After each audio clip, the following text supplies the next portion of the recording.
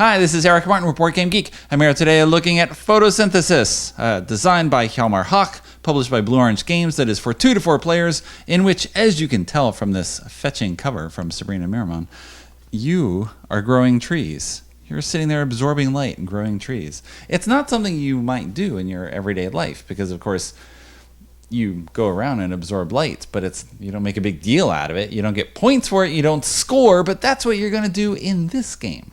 How does it work? Here are some of the components in Photosynthesis set up for a 4-player game, with each player starting with 2 small trees on the perimeter of the playing area. You have 2 player boards shown, which have a light meter to track how much light you have in the game, along with your seeds and small, medium, and large trees. El Grande style, each player has some trees on their board, in addition to trees and seeds in a ready area that can be placed on the board. Each round progresses the same way. First, you collect light. Light is the currency of the game and what you're going to spend. Light is your money. You are trees, living objects trying to grow, so of course you need light to make things happen. That's how photosynthesis works. On a turn, you can spend as much light as you wish from your pool of light over here. You start with nothing, but you'll acquire light. If you save light from one round to the next, you just bank it and leave it there, then you'll add to it on the next round. You can spend light to do different things. You can acquire seeds and trees from off your player board for the cost shown. You always buy from the bottom of the chart, add them to your pool, so 1 for that seed, with the price going up as you acquire more seeds. You can acquire a large tree for 4, a medium tree as well for 3. You have as much as you want in your available area, and then you're going to be placing it on the board. For the cost of 1 light, you can drop a seed from a tree. A small tree can only drop it very close. The wind does not carry it far, and it carries only 1 space.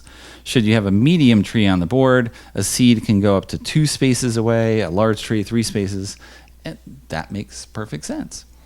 You can grow from a small tree into a medium tree by spending 2 light. You swap the small for the medium from your available area. You take the small tree and you put it back on your player board. If you don't have room in your player board, you throw it away. And that's it for that tree, out of the game. You can go from a medium to a large tree for 3, and you can collect a tree, harvest, you might think, although then that's kind of suicidal because you are the trees.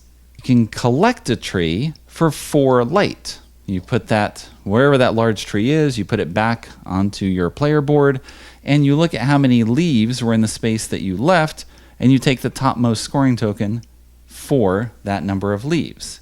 And you put that down in front of you, and the points diminish as time goes on. So the middle space, hardest one to get to, is worth the most points, and then the points decrease over time as you go towards the perimeter. One tricky thing to keep in mind that will come up again and again as you first learn how to play is that you cannot do more than 1 action in a space or with a tree.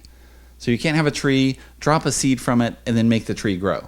You can't grow a tree twice. You can't make a tree grow and then collect it. All those things, verboten, you cannot do. You must time everything well, so this round we're going to drop a seed. Next round we're going to grow. Next round we're going to grow again. Next round we're going to grow again. You keep track of all that, because all of that ties into play with the most critical element of the game and what's kind of the coolest hook for the game. Let's return to the start of the round, in which you will be collecting light. This board here represents the sun shining down upon the forest. And you look at, for each player, their arrangement of trees, and they will collect light based on how the sun hits their trees.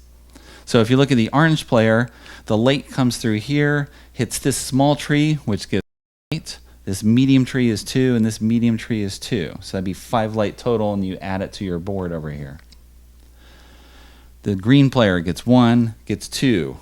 Too bad, green player. I have not been using your trees in this example. The yellow player during setup was not very smart, because each tree cast a shadow, the length of which is equal to the number of points it scores. So a small tree cast a 1-space shadow, and if there are any other small trees in that shadow, they don't score any light. So yellow would get only 1 point. That's too bad. If, however, a tree is taller, then the shadow does not matter. These little top part of the tree collects all the light that this tree needs. And a large tree collects 3 points of light. So blue, we get 1 point for this tree, 3 for this, none for this one because it's in the shadow of this medium-sized tree, and 1 for here, 5 points total. At the start of each round, the player order rotates, so the first player will change, and the sun moves as well. So now, next round, you're going to see how people get things this time. Green's still getting 2, blue is getting 6, 3 for this large one, and the 3 small ones. Orange is still getting 5, yellow gets 2. Yay, yellow! Good job this time. And as the game progresses, people really start getting in the way. And that's where the timing becomes critical. You look at this here, and as the sun goes around the board, you know that when it gets over here, this tree is worthless as long as this large one is still here. You hope that the blue player will collect it beforehand, but maybe they don't want that. How are you going to encourage them to get out of the way? Well, maybe if the sun comes back around this way, maybe you can grow this medium into a large so that would cut off their light supply and encourage them to get it out of the way. And there's an overview of Photosynthesis, which I played 4 times now on a press copy from Blue Orange Games, twice with 2 players, twice with 3. And Blue Orange Games has tried to expand their gaming catalog, where initially they were known for Spot It and other quick playing, fast reaction games. And they still do a lot of those, but they started advancing into the family game market with New York 1901 in 2015. And then Vikings on Board in 2016. And now for 2017, Photosynthesis, which is pretty amazing. It's a game that hits that Days of Wonder target market of family gamer perfectly, in my view, based on my limited number of plays of 4 plays. Now, the critical elements of this game will be tough for people who have not played tons of games. And everything will start coming together after you finish the first round of play and you see all the things that you have done wrong, which will probably be a lot of them. Because the critical elements of the game are all about timing and spatial management, and you have a hard time seeing all that ahead of time until you actually play the game and see it in action. And you realize, oh, if I had only grown that tree last round, now I could grow it again this round, so that next time when the sun comes around this way, then I'll be getting light. I get a return on investment on that tree. Oh, if only I had done that. Well, now you get nothing and no light, and your light supply is really diminished, or you harvested at just the wrong time. And great, you got the points for that tree, but now your light supply is just gone. You can harvest only a limited number of times a turn because you only have 2 large trees. So you have to manage the growth of those trees to get the small going to medium and large, and you keep escalating as you go along. But it also takes 12 light to make that happen, generally. 4 to harvest a tree, to put it back, to get the points. Then you need 4 or 5 to get it off your board, back into the available area, and then 3 more to turn a medium into a large. So that's 11 or 12 light for this cycle that you're doing all the time. So you need that light coming in constantly. How are you going to make that happen? You have to worry about all the people cutting you off all the time because everyone wants to block you. I worried that maybe with a 4-player game, which I haven't tried, it'd be untenable. Why would you go out of your way to do this? Because it'll just be nothing but blocking. And yet the blocking is as much from your own trees as it is from opponents. You cut yourself off too. It's not a color issue, it's just a tree issue. If you have one small tree in front of another, then one of those trees, it gets nothing. It's a very sad little tree. We had one player in one game try a strategy where they did a line of trees. So the idea was that the sun would come around, and for the most part, they would get light all the time because it had a line, and from this angle and this angle, it's supposed to get any light. But then when the sun hit end on, they got almost nothing. And that turn was pretty much a pass for them. that did not work out so well, because in addition to blocking themselves continuously across 2 directions out of the 6, well, the other player and I, third player and I, we also blocked him a bit too, right? Because that's what you're doing. You are building to cut people off. And the game seems very nice. It's beautiful. It looks great. You start building up on this board with all this tree management here, and it just looks phenomenal. It just, man, it's eye-catching. It really looks like something different as you're staring at the table and trying to figure out what you're doing.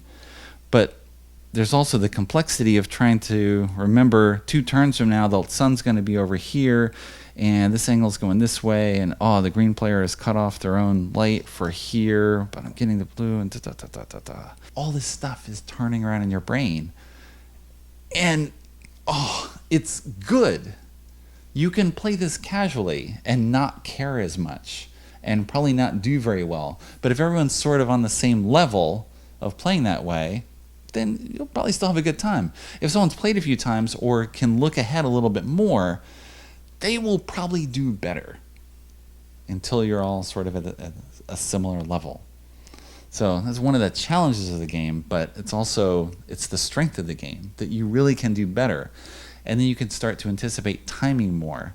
And so for my 4th game, it was coming together a little bit more of the turn of how I'm going to do this turn and this and time it all out and work out my light supply and what I need for this round and next round and next round and this round. And maybe there's some extras. I can learn not to spend for things that I didn't ever use, so that's just wasted light. As we learn as a child, don't waste light. Light is precious. And it comes across in this game too. The scoring is one element of photosynthesis I'm not entirely happy with. And why that is that the scoring comes in 2 forms. You get points for light. Every 3 light left over is worth a point. So at most you'll get 10 points out of that. And aside from that, you score for harvesting or collecting your trees, with those scoring discs worth 12 to 22 points. And pretty much whoever has gotten the most disc wins. Getting the more valuable disc has not won out over someone trying to collect lots of little disc around the perimeter. That has not proved to be a winning strategy, but again, I've played 4 times. Maybe I'm wrong. It just seems like you have to go out of your way to harvest the most times possible, and then you'll win. So the scoring seems almost too chunky, as it were. There's not enough of a range of scoring to make that quick building strategy possible. Maybe I'm talking through my leaves here, because that could entirely work and I just don't know yet. But this is initial impressions after 4 plays. There is an advanced version of the rules. One variant, you can just go 4 rounds, which gives you more time in which to harvesting, and of course the points diminish as tokens get taken. So you want to harvest quickly, but as you harvest quickly, you don't get light for those trees, or you get a smaller amount of light because the large tree is gone and hopefully the small ones are coming in place, but it's slow and the small ones are more likely to get blocked. Second variant, which I haven't tried, is that when something is in shadow, you cannot grow or drop seeds there. Nothing happens where there's shadow, which I don't even know how you would make that work. That just ups the tension for the timing even more, because everything happens simultaneously where you all get your light, and then in player order everyone builds. So you have to anticipate not only where the sun's going to be and what light you're going to get, but who's playing in front of you and will cut you off, because they will all the time, even in the regular game, much less the advanced game. I don't even know how that would work. I will try it though, because this is really something. So, photosynthesis.